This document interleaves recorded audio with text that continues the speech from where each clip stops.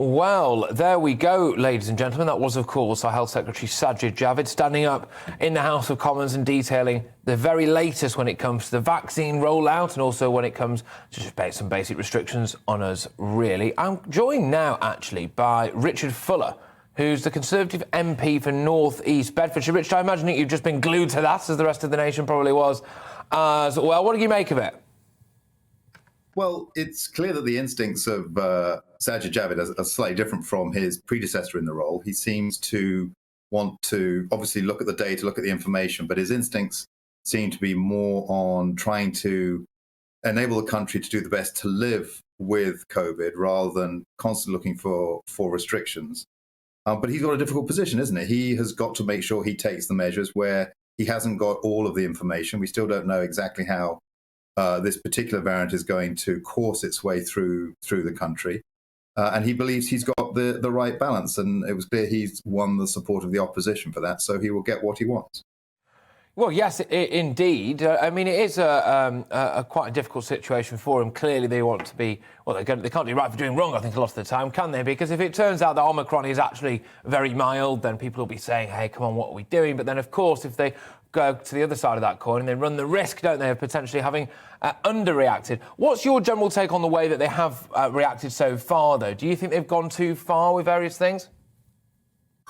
Well, it's not really how far they go. It's what are they trying to focus their attention on? And I think in his statement, he spent most of his time talking about two things, which I think all of us can think are very sensible.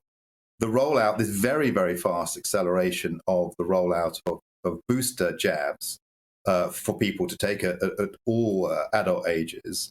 And then secondly, this emphasis on daily testing through a lateral flow test. And both of those things are quite enabling. I think, I've had both my jabs. I'm looking forward to getting my booster in due course. And that's better than some of the more restrictive things that perhaps in the past we've done. But he's still got some restrictions. And the question there is, will those be as effective as the booster jab policy and the lateral flow tests? But also, it's also the way that our NHS is going to be hit by this as well, because you've got a situation now where potentially any elective surgery looks like that probably won't go ahead. You imagine that GP appointments might be on the slide as well, and they're kind of trying to divert a lot of their attention for it to become the National COVID Service, aren't they? Not just the National Health Service. And I think people will be concerned. We've got a mental health crisis, especially amongst the young. We've got 740,000 people who were not referred to get a cancer checkup, or diagnosis, I should say. They were just missed, apparently. And, of course, there's rumours that we're even going to have 12 million people on an NHS waiting list by 2025. So, realistically, do you think they're doing the right thing, diverting as much of our health services' attention towards COVID, or towards Omicron specifically, really? Well, let's be clear what he's directing it towards. It's directed towards dealing with the booster rollout. And that's designed to ensure later on, in the early months of the coming year, that the NHS does not have to deal with a larger number of serious cases from COVID. So it's precautionary. He hasn't got all the data, but it doesn't seem to me to be unwise for him to do that from the perspective of the mission of the NHS to look after all those other conditions, which were the silent victims of some of the lockdowns and measures last year. So, no, I don't criticize him for saying this is where we need the focus to be right now. He's trying to get as much done between now and Christmas. And that, I think, is a positive step for the things that you've just mentioned about really what the health service should be focusing on, which is all of those issues that perhaps aren't emergency issues requiring surgery or attention in hospitals right now, but have been stopping people from getting that earlier diagnosis. That's where the NHS needs to be. That's where it's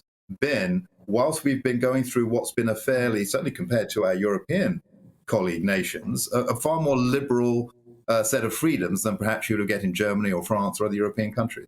Absolutely. Now, you're, as I understand it anyway, planning to rebel tomorrow when you vote for these, or against, in your case, I suppose, the Plan B stuff. I mean, why are you doing that? What's your main reason for that, then?